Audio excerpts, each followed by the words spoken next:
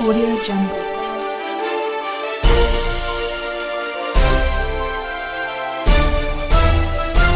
Audio Jungle. Appu ಆಸರೆ ನಿರಾಶ್ರಿತರಿಗಾಗಿ ಅನ್ನದಾಸೋಹ ಸೇವೆ ನಮ್ಮದು, ಸಹಾಯ ನಿಮ್ಮದು.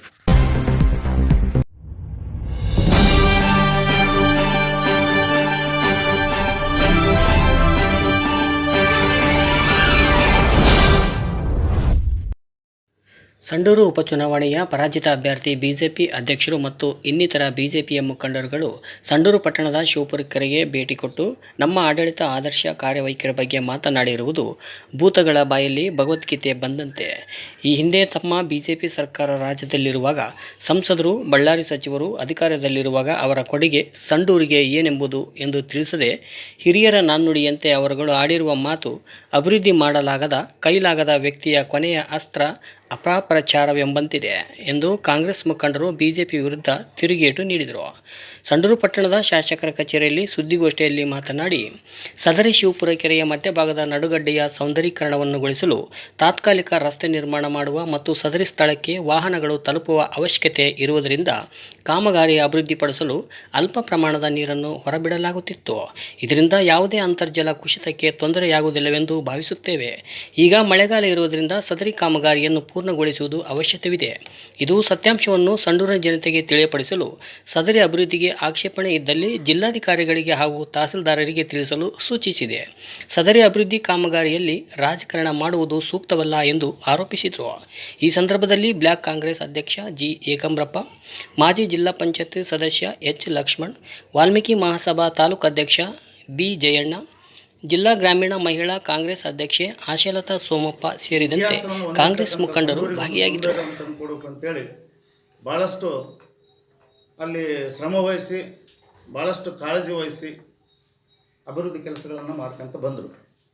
ಇವತ್ತು ಅವರು ಆರೋಪ ಮಾಡಿರ್ತಕ್ಕಂಥದ್ದು ಏನಂದರೆ, ಈ ಒಂದು ಶಿವಪುರ ಕೆರೆ ದಡದಿಂದ ಈ ಒಂದು ಮಧ್ಯದಲ್ಲಿರ್ತಕ್ಕಂಥ ಒಂದು ನಡುಗಡ್ಡೆಯ ಸೌಂದರ್ಯೀಕರಣವನ್ನು ವೀಕ್ಷಣೆ ಮಾಡಲಿಕ್ಕೆ ಸಾರ್ವಜನಿಕರಿಗೆ ಅಲ್ಲಿಗೆ ತಲುಪಲಿಕ್ಕೆ ಅಲ್ಲಿ ಒಂದು ರಸ್ತೆ ವ್ಯವಸ್ಥೆ ಬೇಕಾಗಿದೆ. ಆ ರಸ್ತೆ ವ್ಯವಸ್ಥೆಯನ್ನು ಅಲ್ಲಿ ಮಾಡಬೇಕು ಅಂತಂದರೆ ಅಲ್ಲಿ ಅಲ್ಪ ಪ್ರಮಾಣದಲ್ಲಿ ನೀರಿದೆ. ಅಲ್ಪ ಪ್ರಮಾಣದ ನೀರು ಇರೋದರಿಂದ ಅಲ್ಲಿಗೆ ಅಭಿವೃದ್ಧಿ ಕಾಮಗಾರಿಗಳಿಗೆ ವಾಹನಗಳನ್ನು ಅಲ್ಲಿಗೆ ತೆಗೆದುಕೊಂಡು ಹೋಗಲಿಕ್ಕೆ, ಅದಕ್ಕೆ ಪೂರಕವಾಗಿರ್ತಕ್ಕಂಥ ಅಭಿವೃದ್ಧಿಯನ್ನು ಮಾಡಲಿಕ್ಕೆ ತೊಂದರೆ ಆಗ್ತದೆ. ಹಾಗಾಗಿ ಸ್ವಲ್ಪ ಪ್ರಮಾಣದ ನೀರನ್ನು ಅಲ್ಲಿಂದ ಹೊರ ತೆಗೆಯುವಂಥ ಅವಶ್ಯಕತೆ ಇದೆ. ಇದು ಆ ಶಿವಪುರದ ಅಭಿವೃದ್ಧಿ ಅನ್ನುವಂಥದ್ದು ಮಾನ್ಯ ಜಿಲ್ಲಾಧಿಕಾರಿಗಳ ಅಧ್ಯಕ್ಷತೆಯಲ್ಲಿರ್ತಕ್ಕಂಥ ಸರ್ಕಾರಿ ಸ್ವಾಮ್ಯದ ನಿರ್ಮಿತಿ ಕೇಂದ್ರದಿಂದ ನಿರ್ಮಾಣವಾಗ್ತಕ್ಕಂಥ ಕೆಲಸ. ಅಲ್ಲಿನ ಪ್ರತಿಯೊಂದು ವಿಷಯವನ್ನು ಜಿಲ್ಲಾಧಿಕಾರಿಗಳ ಗಮನಕ್ಕೆ ತಿಳಿಸಿ ಮಾಡ್ತಕ್ಕಂಥದ್ದು. ಅಲ್ಲಿ ಈಗ ಏನಾಗಿದೆ, ಅಲ್ಪ ಪ್ರಮಾಣದ ಒಂದು ನೀರು ತೆಗಿಲಿಕ್ಕೆ ಆ ನಿರ್ಮಿತಿ ಕೇಂದ್ರದವರು ಸ್ವಲ್ಪ ನೀರನ್ನು ಹೊರಗಡೆ ಬಿಟ್ಟಿದ್ದಾರೆ. ಆ ನೀರು ಹೊರಗಡೆ ಬಿಟ್ಟಿರೋದ್ರಿಂದ ಅದು ಯಾವುದೇ ಅಂತರ್ಜಲದ ಒಂದು ಇದಕ್ಕೆ ತೊಂದರೆ ಆಗೋದಿಲ್ಲ, ಸಾರ್ವಜನಿಕರಿಗೆ ತೊಂದರೆ ಆಗೋದಿಲ್ಲ, ಆ ಕೆರೆಗೂ ತೊಂದರೆ ಆಗೋದಿಲ್ಲ.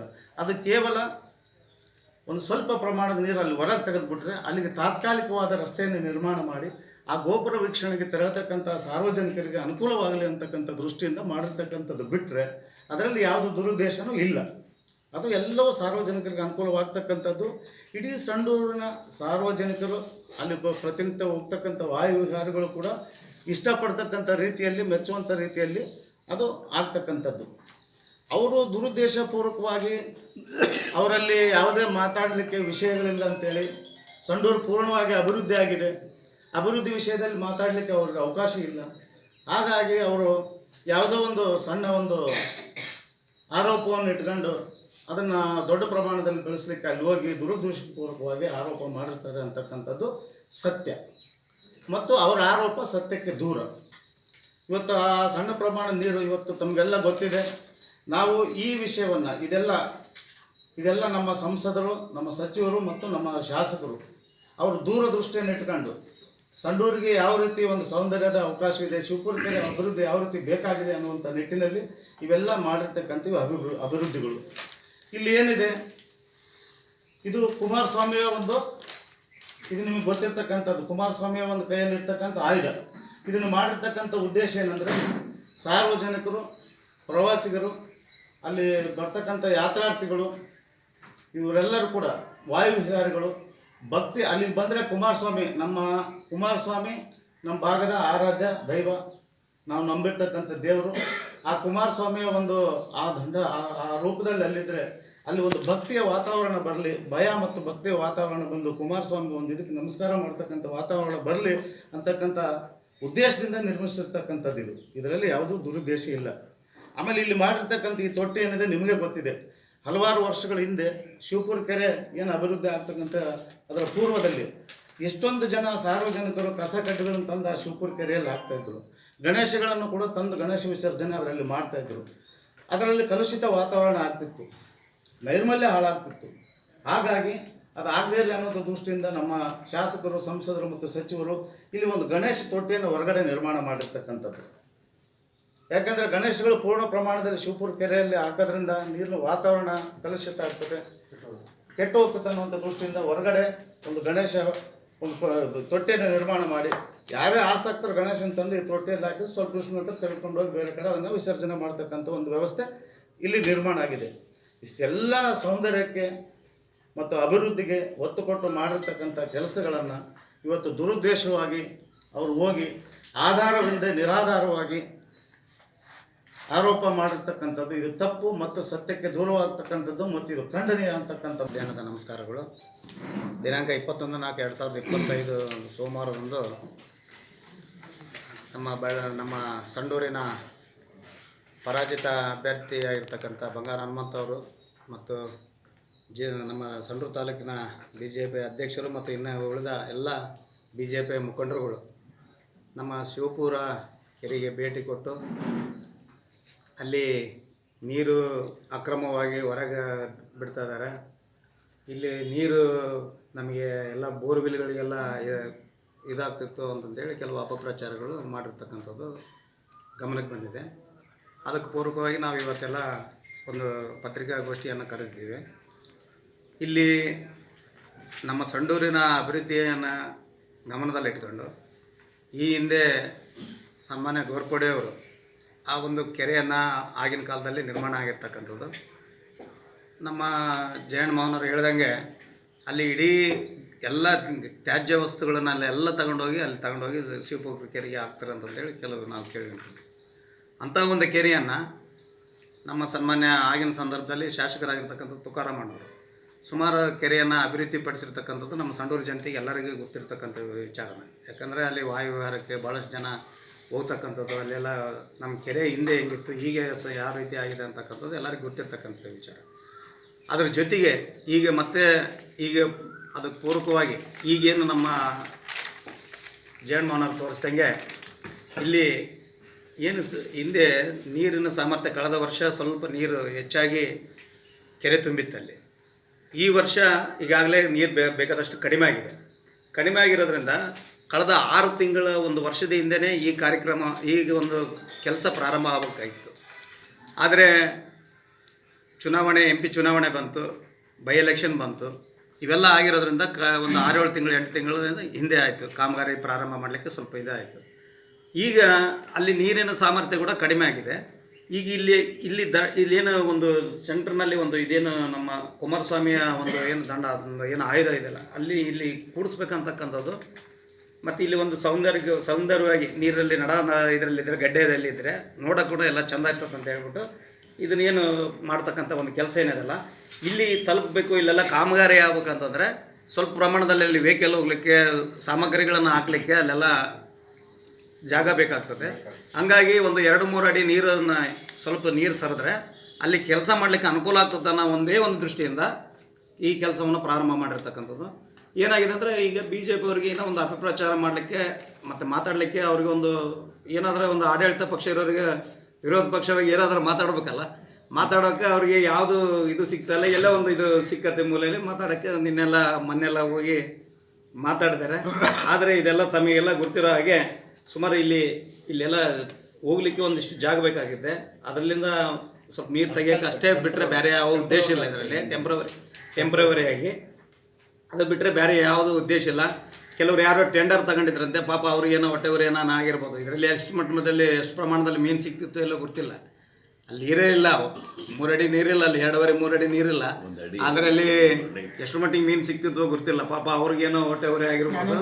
ಅದ್ರ ಉದ್ದೇಶ ಇಟ್ಕೊಂಡು ಇದೆಲ್ಲ ಪಾಪ ಅವ್ರಿಗೆ ಕೂಡ ಪರಾಜಿತ ಅಭ್ಯರ್ಥಿಗೆ ಅವ್ರಿಗೆ ಕೂಡ ಮಾಹಿತಿ ಸಂಡೂರು ಬಗ್ಗೆ ಮಾಹಿತಿ ಐತಿಲ್ಲ ಗೊತ್ತಿಲ್ಲ. ನಾನು ತಿಳಿದ ಮಟ್ಟಿಗೆ ಅವ್ರಿಗೇನೋ ಸಂಪೂರ್ಣವಾಗಿ ಮಾಹಿತಿ ಐತಿಲ್ಲ ಗೊತ್ತಿಲ್ಲ.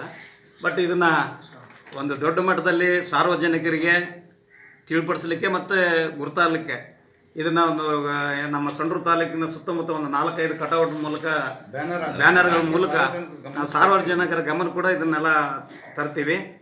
ಮತ್ತು ಸಂತೋಷ್ ಲಾಡ್ ಸಾಹೇಬರಾಗಿರ್ಬೋದು, ತುಕಾರಾಮಣ್ಣ ಅವರಾಗಿರ್ಬೋದು, ನಮ್ಮ ಈಗ ಇರ್ತಕ್ಕಂಥ ನಮ್ಮ ಶಾಸಕರಾಗಿರ್ತಕ್ಕಂಥ ಅನ್ನಪೂರ್ಣ ಮುಖನಾಗರ ಮುಂದುವರೆದ ಭಾಗವಾಗಿ ನಮ್ಮ ಸಂಡೂರಿನ ಕನಸು ಸಂತೋಷ್ ಲಾಡ್ ಸಾಹೇಬ್ರದ್ದು, ತುಕಾರಾಮಣ್ಣವ್ರದ್ದು ಏನೋ ಒಂದು ಕನಸಿತ್ತು. ಆ ಒಂದು ಅಭಿವೃದ್ಧಿ ಪಥದಲ್ಲಿ ಕೆಲಸ ಮಾಡಲಿಕ್ಕೆ ಅವರಿಗೆ ಎಲ್ಲರೂ ಕೈ ಜೋಡಿಸಿದ್ದಾರೆ. ಇಡೀ ಸಂಡೂರು ತಾಲೂಕಿನ ಜನ ಎಲ್ಲರೂ ಕೂಡ ಇವತ್ತು ಅದು ಗುರ್ತಾಗಬೇಕಾಗಿದೆ. ಈ ಅಪಪ್ರಚಾರ ಮಾಡಿರ್ತಕ್ಕಂಥದ್ದು ಗುರ್ತಾಗಬೇಕಾಗಿದೆ. ಬ್ಯಾನರ್ ಮೂಲಕ ಅವ್ರು ಸಾರ್ವಜನಿಕರು ಕೂಡ ಏನಾದರೂ ಇದ್ರ ಬಗ್ಗೆ ಆಕ್ಷೇಪ ಇದ್ದರೂ ಕೂಡ ಅವರು ದೂರು ತಹಸೀಲ್ದಾರ್ಗೆ ಆಗಲಿ ಮನವಿ ಕೊಡ್ಬೋದು, ಜಿಲ್ಲಾಧಿಕಾರಿಗಳಿಗೆ ಆದರೆ ಮನವಿ ಕೊಡ್ಬೋದು. ಈ ಬ್ಯಾನರ್ನಲ್ಲಿ ಕೂಡ ಅದನ್ನೆಲ್ಲ ನಾವು ತಿಳಿಪಡಿಸ್ತಕ್ಕಂಥ ಒಂದು ಕೆಲಸ ಮಾಡ್ತೀವಿ. ಇರ್ಬೇಕಂತೇಳಿ ಅವರೊಂದು ಆಸೆಯಿಂದ ಅದು ಮಾಡ್ಬೇಕಂತ ಹೇಳಿದ್ರು. BJP ಅವ್ರಿಗೆ ಏನಂದರೆ ಬರೀ ಇಂಥದ್ರಲ್ಲಿ ಪಾಲಿಟಿಕ್ಸ್ ಮಾಡ್ಬೇಕಂತೇಳಿ ಆ ಕೆಲಸಕ್ಕೆ ಅವಕಾಶ ನಮ್ಮ ಸಂಸದರು, ನಮ್ಮ ಶಾಸಕರು, ನಮ್ಮ ಸಚಿವರು, ಸಂಡೂರು ಜನತೆ ಯಾರಿಗೂ ಕೊಡಲಿಲ್ಲ. ಆ ಕೆಲಸ ನಮ್ಮ ಶಾಸಕರೇ ಮಾಡ್ತಿದ್ದಾರೆ, ಸಚಿವರು ಮಾಡ್ತಿದ್ದಾರೆ, ಮಾನ್ಯ ಅನ್ನಪೂರ್ಣ ಅಕ್ಕ ಅವರು ಕೂಡ ಅದಕ್ಕೆ ಕಂಟಿನ್ಯೂಷನ್ ತೊಗೊಳ್ತಿದ್ದಾರೆ. ಇಲ್ಲಿ ಏನು ಬಂದಿರೋದಕ್ಕೆ ಸಮಸ್ಯೆ ಅಂತ ಹೇಳಿದರೆ ಅಲ್ಲಿಗೆ ವರ್ಕ್ ಮಾಡ್ತಿದ್ವಲ್ಲ, ಅಲ್ಲಿಗೆ ಹೋಗ್ಲಿಕ್ಕೆ ಸ್ವಲ್ಪ ದಾರಿ ಬೇಕಾಗಿತ್ತು ಅವ್ರಿಗೆ. ಆ ವರ್ಕಿಗೆ ನೀರು ಕಡಿಮೆ ಇದೆ ಅಂತೇಳಿ ಸ್ವಲ್ಪ ಏನೋ ತೆಗಿಯೋದು, ಬೇಸಿಗೆ ನೀರು ಕಡಿಮೆ ಆಗಿದೆ, ಮಾಡ್ಕೋಬೇಕಂತ ಹೇಳಿದ್ರೆ ಒಂದು ಅವಕಾಶ. ಮತ್ತೆ 1-1.5 ತಿಂಗಳ ಹೋಗ್ಬಿಟ್ರೆ ಮತ್ತೆ ಮಳೆ ಬರ್ತದೆ, ಮಳೆ ತುಂಬ ಆ ನೀರು ನಿಂತಿದ್ದಕ್ಕೆ ಈಗ ರೈಟ್ ಟೈಮ್ ಅಂತೇಳಿ ಮಾಡ್ಬೇಕಂತ ಅದಕ್ಕೂ ಅವ್ರು ಆರೋಪ ಮಾಡಿದ್ದಾರೆ ಅಂತೇಳಿ ನಾವೇನು ಸುಮ್ಮನೆ ಬಿಡ್ತಾ ಇಲ್ಲ. ಅದಕ್ಕಾಗಿ ಎಲ್ಲ ಬ್ಯಾನರ್ಗಳು ರೆಡಿ ಮಾಡಿಸಿ ಎಲ್ಲರೂ ಸಂಡೂರು ಸಾರ್ವಜನಿಕರಲ್ಲಿ ನಾವು ಕೊಡ್ತೀವಿ. ಇದರಲ್ಲಿ ಏನಾದ್ರು ಆಕ್ಷೇಪಣೆ ಇದ್ರೆ ಬಂದು ಮುನ್ಸಿಪಲ್, ತಾಲೂಕು ಆಫೀಸ್, ಬಳ್ಳಾರಿ ಯಾರಿಗಾದ್ರೂ ಅವರು ಆಕ್ಷೇಪಣೆ ಕೊಡ್ಬೋದು. ನಾವು ಮಾಡ್ತಿರೋದು ಕೆಲಸ ಸಂಡೂರು ಅಭಿವೃದ್ಧಿ ಕೆಲಸ. ಇದರಲ್ಲಿ ಯಾವುದು ದುರುದ್ದೇಶ ಇಲ್ಲ. ಇಲ್ಲಿ ಇರೋದು ಸಂಡೂರು ಅಭಿವೃದ್ಧಿ ಮಾತ್ರ. ಸೆಕೆಂಡ್ರಿ ಹೇಳ್ಬೇಕಂತ ಹೇಳಿದ್ರೆ ಸಂಡೂರಲ್ಲಿ ನೀರಿನ ಸಮಸ್ಯೆ. ನೀರು ಎಷ್ಟಿದೆ ಪ್ರಮಾಣ, ನೀರು ಏನಾದ್ರು ಕಡಿಮೆ ಆಗಿದ್ರೆ ಯಾರು ಕಾಂಟ್ರಾಕ್ಟರ್ ಇದ್ರೆ ಅವರು ಆ ಸಂಬಂಧಪಟ್ಟ ಇಲಾಖೆಗೆ ಹೋಗಿ ಅಪ್ರೋಚ್ ಮಾಡಲಿ. ಸುಮ್ಮನೆ ಬಂದು ರೋಡಲ್ಲಿ ನಿಂತು ಮೀನು ಸಾಕಾಣಿಕೆ ಮಾಡಂತವ್ರು ಕೆರೆಯಲ್ಲಿ ನೀರಿನ ಪ್ರಮಾಣ ಎಷ್ಟಿದೆ ಅಂತ ನೋಡಿ ಮೀನು ಬಿಡ್ತಾರೆ. ಒಣಗಿರೋ ಕೆರೆಗೆ ಮೀನು ಮರಿ ಯಾರು ಬಿಡೋದಿಲ್ಲ. ಯಾವಾಗಲೂ ಮಳೆಗಾಲದಲ್ಲಿ ಕೆರೆ ನೀರು ತುಂಬಿದಾಗ ಮೀನು ಮರಿ ಬಿಡ್ತಾರೆ ಯಾರಾಗ್ಲಿ.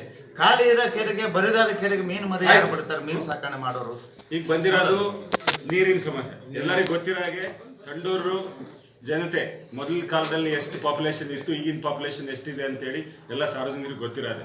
ಇದರಲ್ಲಿ ಏನಾಗಿದೆ, ನಾರಿಲ್ಲ ಡ್ಯಾಮಿಂದ ನಮಗೆ ಬರಬೇಕಾಗಿರೋ ನೀರು ಅದು ಕೂಡ ತುಂಗಭದ್ರಾ ಡ್ಯಾಮಿಂದ ಅಲ್ಲಿಗೆ ಬರೋಕ್ಕೆ ನಮ್ಮ ಮಾನ್ಯ ಸಚಿವರು, ಸಂಸದರು ಭಾಳ ಶ್ರಮಪಟ್ಟು ಅಲ್ಲಿ ಡ್ಯಾಮ್ ನೀರು ಕೂಡ ಬಂದಿದೆ. ಆ ನೀರು ನಮ್ಮ ಸಂಡೂರಿಗೆ ಬರ್ತಾ ಇದೆ ಅಂತ ಹೇಳಿದರೆ ಅದರಲ್ಲಿ ಈಗ ನಮಗೆ ಸಂಡೂರು ಸಿಟಿಗೆ ಬೇಕಾಗಿರೋದು ನೀರು 64.7 ಲಕ್ಷ ಪ್ರತಿದಿನಕ್ಕೆ ಬರಬೇಕು. ನಮ್ಮ ರಿಕ್ವೈರ್ಮೆಂಟ್ ಇರೋದು ಅಲ್ಲಿ 64.5 ಲಕ್ಷ ಲೀಟ್ರ್ ನಮ್ಮ ಸಂಡೂರಿಗೆ ಬೇಕಾಗಿರೋದು ಪರ್ ಡೇ. ಅಂಥದ್ದು ಈಗ ಬರ್ತಿರೋದು 40 ಲಕ್ಷ ಲೀಟ್ರ್ವರೆಗೆ ಬರ್ತಾ ಇದೆ. ಸ್ವಲ್ಪ ಶಾರ್ಟ್ ಫಾಲ್ ಇರೋದ್ರಿಂದ ಸ್ವಲ್ಪ ದಿನಗಳಿಗೆ ಬೇರೆಯವ್ರು ಆರೋಪ ಮಾಡಿದಂಗೆ ಸ್ವಲ್ಪ ನೀರಿನ ಸಮಸ್ಯೆ ಇರೋದು ನಿಜ. ಅಂದರೆ ನಾವೇನು ಅದಕ್ಕೆ ತಳ್ಳಾಗ್ತಾ ಇಲ್ಲ. ಬಟ್ ಅದಕ್ಕೇನು ಪರಿಹಾರ ಹುಡುಕ್ಬೇಕು, ಜನರಿಗೆ ಏನಾಗಬೇಕು.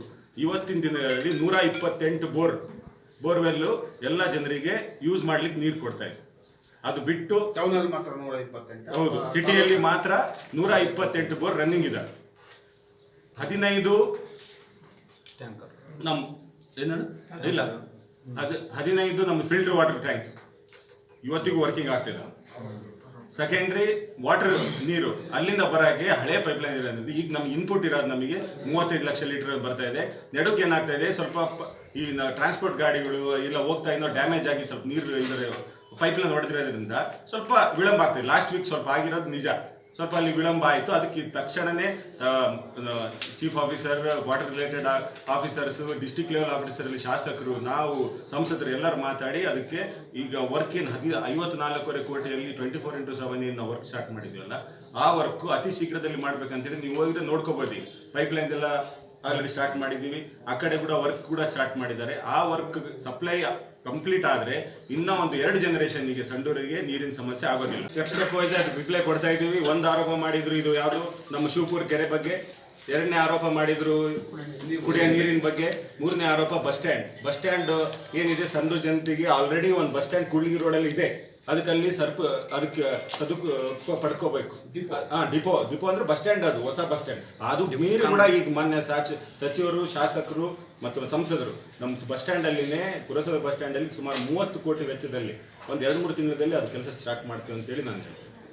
ಅದು ಕಾಮಗಾರಿಗೆ ಏನೇನು ಬ್ಲೂ ಪ್ರಿಂಟ್ಸ್, ಡ್ರಾಯಿಂಗ್ಸ್ 30 ಕೋಟಿ ಅದು ಏನೇನು ಪ್ರೊಸೆಸ್ ನಡೀಬೇಕಂದ್ರೆ ಅದು ಮಾಡ್ತಾ ಇದೆ. ಸಂಡೂರು ಮಾದರಿ ಬಸ್ ನಿಲ್ದಾಣ ಸಂಡೂರು ನೋಡ್ರಿ, ನೀವು ರೋಡ್ ಇಂದ ಹಿಡಿದು ಸಂಡೂರು ಎಲ್ಲಿ ಕ್ಷೇತ್ರ ಸ್ಟಾರ್ಟ್ ಆಗ್ತದೆ ಅಂತ ಹೇಳಿದ್ರೆ, ಸಂಡೂರು ಕ್ಷೇತ್ರ ಸ್ಟಾರ್ಟ್ ಆಗ್ತದೆ ಅಂದ್ರೆ ಒಳ್ಳೆ ರೋಡೆ ಅಂತ ಹೇಳಿ ಹೇಳ್ಬೇಕು.